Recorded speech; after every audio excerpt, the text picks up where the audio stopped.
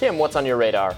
Well, 3 U.S. officials have admitted to NBC News that some claims made about Russia based on U.S. intelligence may be fabricated. They may have made them up to basically psych Putin out and put Russia and even China on notice. Watch this. They're also suggesting that Ukraine has biological and chemical weapons in Ukraine. That's a clear sign he's considering using both of those. Can you explain to our viewers what was going on there and what NBC News has learned about that claim this week from 3 different U.S. officials? Yeah, that was a great example of what we're talking about. That was based on declassified intelligence, but we're also told the intelligence wasn't very clear about what exactly was going on. And they decided to disclose it as a way of deterring Russia from doing that and putting the world on notice that this could happen. And that's what's going on here, the big picture. This is an unprecedented use of declassified intelligence. We've never seen this level of information warfare before from the U.S. government. And what they're doing is they're trying to preempt the Russians, get ahead of Russian disinformation, even mess with Vladimir Putin's brain, as one person put it, leave him off balance to try to show that the United States knows what Russia is up to and is going to get ahead of it. It's really rather remarkable. Another example was when they announced that Russia had gone to China to ask for help with getting some weapons. That hasn't come to pass yet, and it was almost a way of putting China on notice. Hey, we know what's going on here. Don't let this happen. So really interesting and unprecedented use of intelligence here, Allison. Yeah, Ken, as you just said, not just intelligence here, unprecedented use. One U.S. official telling you it doesn't even have to be solid intelligence when we talk about it. It's more important to get out ahead of them. Putin specifically, before they do something, it's preventative. It doesn't even have to be solid intelligence when they tell us about it, they said. Shouldn't it, though? Shouldn't our government be giving us solid information instead of rumors or conjecture? They say they're fighting an information war against what? Misinformation? Well, who is the one spreading misinformation? But they did it to deter Russia and mess with Vladimir Putin's brain, they said. So it's okay. Well, maybe you could justify it because of the invasion. But what about China? They decided to bring them into it and put them on notice also, as if provoking one nuclear power wasn't enough. So they admit the narrative that Russia planned to use chemical weapons and that they were going to get weapons from China was not based on solid intelligence. But it doesn't have to be. They can say whatever they want, apparently. This is exactly why so many people don't believe the news or the intelligence community anymore. So much of what we see and hear ends up being manufactured propaganda in an attempt to manipulate. This type of propaganda doesn't just manipulate Putin, it manipulates the American people as well, probably even more so. Do you think Putin is falling for this? Don't you think he would know if it was a lie that he was planning to use chemical weapons or get help from China? He knows what's truthful about him and what isn't, but the American people don't. So I don't think this type of propaganda is intended to mess with Putin as much as it is to mess with us. When people envision atrocities like chemical weapons being used on innocent men, women, and children, they're rightfully horrified.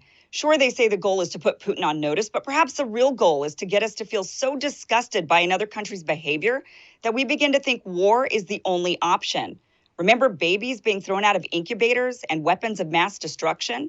These were the lies used to march us into Iraq. But truthfully, it doesn't matter if we're the ones fighting the war or if it's someone else, so as long as we supply it. War is great for everyone except those fighting in it. It's great for politicians who see surges in approval ratings. They get to seem strong. It's obviously great for the military-industrial complex. They get to sell massive amounts of weapons. And it's great for the news business and the oil companies. Even them, they're raking in record profits. All right, so you might be thinking, well, they're often wrong, but give them a break. It's a tough job trying to read other people's minds. And they did get the Russian invasion of Ukraine right, so maybe they're more inside of Putin's head than we give them credit for. But are they? Watch this. By saying to the world that U.S. intelligence shows that Russia is poised to invade, that was a big risk, because if they had been wrong, we would all be saying, oh, there's another case where U.S. intelligence blew it, Iraq, WMD, and now this. But they were right. And as a matter of fact, for example, France, the military intelligence agency there, they predicted that Russia would not invade. The head of that agency had to resign over that. So that was a great call, a risky call, though. A risky call. Oh, so they're gambling. They didn't actually know Russia was going to invade. It just looked like it. So they took the opportunity to claim they were. They got lucky. They were right. You have to be kidding me. But honestly, it makes perfect sense. Many of us did not believe Russia was going to invade because, as Ken Delanian stated, the French head of intelligence claimed it wasn't going to happen and ended up resigning over it. I don't see why, when the German head of intelligence didn't think they would either. In fact, they were in Kiev at the time of the invasion and had to be evacuated. Even Zelensky himself didn't think the invasion was going to happen. He was making jokes about it on Facebook. The U.S. was the only intelligence agency to call it, but it turns out it wasn't because they knew. It was just typical American warmongering that happened to be right this time. Lucky guess. So my question is, when we hear reports like this, that the intelligence is flimsy, but that they report it as fact anyway, why is anyone surprised to find out American trust in the intelligence sector is dwindling? So this is just, another example of the intelligence agencies fibbing or stretching the truth. And to be honest with you, and I don't know, Ryan, maybe you have more insight in on this, but is it the intelligence agency lying to us, or is it the administration, the officials? Like, they're getting information from the intelligence agency and then they decide to stretch it and put it out there to the public? Or do you think it's the actual intelligence sector? Well, what Delanian is describing there is, so the way the process works, the intelligence community will brief the politicals. Right. And will say, here's what we think, and we have low confidence, medium confidence, high confidence. They'll never say, except for the bozo who said slam dunk about Iraq and weapons of mass destruction, they usually stay away from that terminology and will stick with like high confidence or very high confidence being the highest. I'd be like, even if they're in the room, I have very high confidence that Robbie's sitting next to me. Like, you can just say it. He's right there.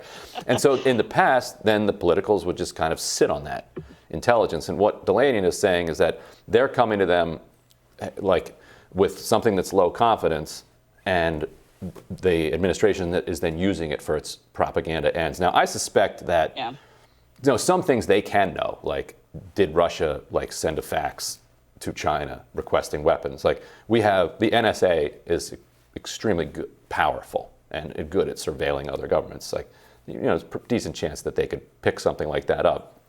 And did they get lucky on the invasion, or did they actually intercept the orders from Putin saying that we're gonna do this invasion? And I think calling it risky is because at the last second it could be called off.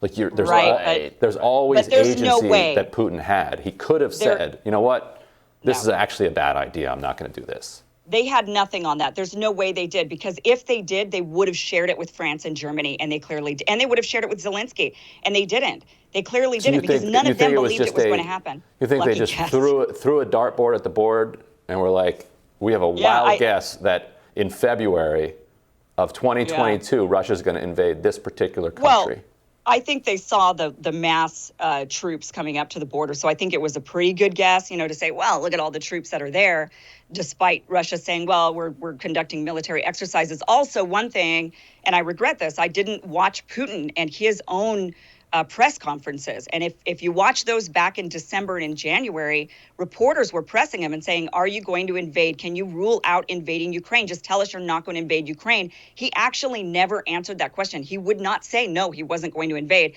So if you listen to him, then I think it's even a better guess to say, well, he's not saying no. He's saying they're conducting military exercises, but then when you ask him, well, are you going to invade? He switches and says something. He talks about something else. So and we I think also it was a know, lucky guess. Right, but we also know that he very rarely meets in person with people, which means that he's constantly relying on electronic communications to communicate with his lieutenants, which every single one of those communications is an opportunity for the U.S. to pick it up and read it. They would have given it to Germany and France, though. I mean, so, how do we explain the fact that French and German intelligence just were not in on it? I mean... Well, I think they and Zelensky may have had the same information, but were perhaps hoping that they could, if they didn't saber rattle, that they could kind of get to a negotiation. I mean, the person in their briefing, who prepared their briefing for those authorities, might have just characterized the confidence differently, right? They might have all had the same information, but it just gets, you have other conflicting information, and it so happened to be that in the briefing we did, some of that, whoever looked at it said, yeah, that's not actually that convincing. Like, there's a subjective quality to this that it probably gets missed, and it's also hard to believe. You're like, it's 2022 and a country's going to send tanks into another country? Yeah. Like, that's not going to happen, even if they're saying they're going to do it. You're like, no. Yeah, I mean, a broken clock is right twice a day, right? And the United States does this all the time. I mean, that is what our propaganda is constantly looking at our enemies and warmongering and constantly making accusations and statements about them. And I think just this time they got lucky. And that is what they're talking about, these 3 U.S. intelligence officials telling NBC News that, even if it's low confidence, we still go out there and tell you about it. I mean, how is that not spreading misinformation? How is that not propagandizing the American people?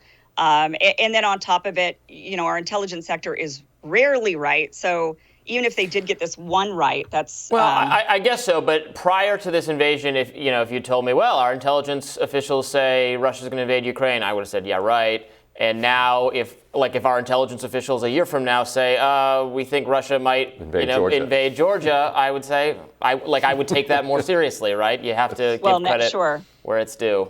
But as he was mentioning, since then, when they've said chemical weapons and getting weapons from China, they were making it up. It was BS. And they just put it out there to make us think, oh my gosh, we have to do something. The point is to get the American people to continue supporting warfare. That is ultimately the point of all of the warmongering that they do. Right. It's always to keep the military-industrial complex afloat. And just to be clear for our YouTube monitors, they're not saying they made it up. They're saying that they had low confidence in it. Right. They're not saying that they completely fabricated it out of nowhere. Like, we don't actually know what intelligence they have about what Russia said to China or whatever.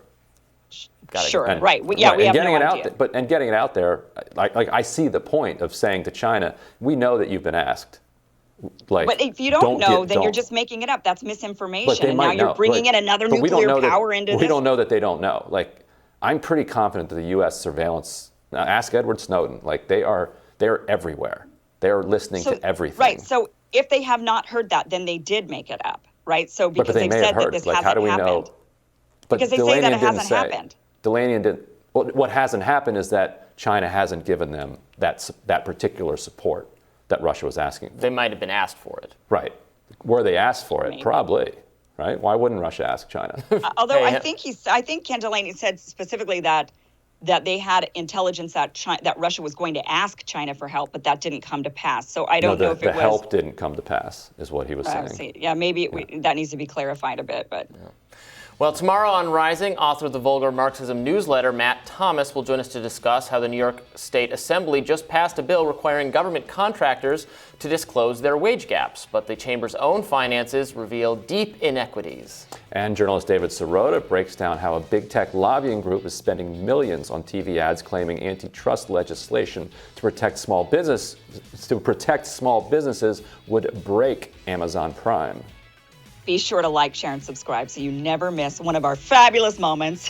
Right? You never know when Ryan's going to crack a joke, and that's what you don't want to miss. So be sure to like, share, and subscribe. The Swiss Army knife joke was a good one. Also, be sure to check out our podcast. Be sure to subscribe and share to that as well, and rate it, review it, all that good stuff. Thank you guys so much for watching, and we will see you guys tomorrow. Bye-bye. See you then.